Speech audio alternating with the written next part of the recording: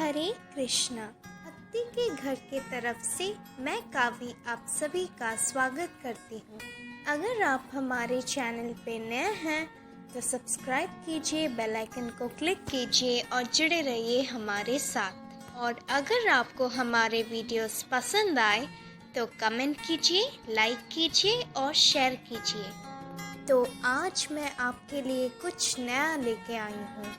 हम अक्सर मुश्किल समय में ही भगवान को याद करते हैं, पर क्या आप जानते हैं भगवान किसी न किसी तरह से हमारे साथ हमेशा जुड़े रहते हैं। तो चलिए सुनते हैं एक छोटी सी कथा।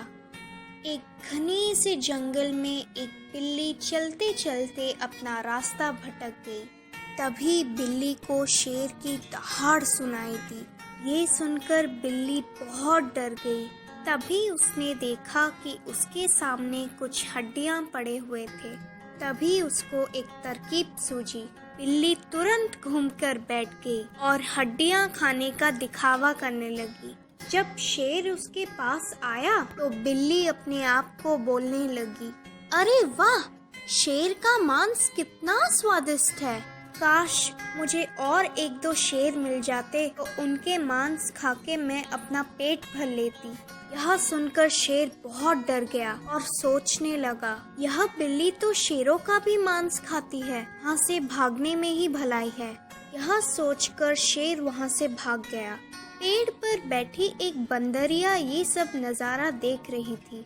वो मन ही मन सोची, अरे वाह, ये तो बड़ा अच्छा मौका है।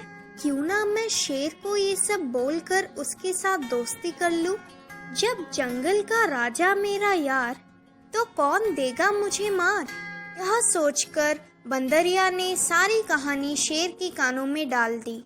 यह सब सुनकर शेर बहुत गुस्सा हो गया और बिल्ली को मारने निकल पड़ा। जब बिल्ली ने शेर और बंदरिया को एक साथ आते हुए देख लिया, उसको सारी बात समझ में आ गई। उसने फिर से अपना दिमाग लगाया। जब शेर पास आया तो बिल्ली बोली, अरे कहाँ गई वो बंदरिया? मैंने उसे कब से शेर को फंसा के लाने के लिए बोला था और वो अभी तक नहीं आई।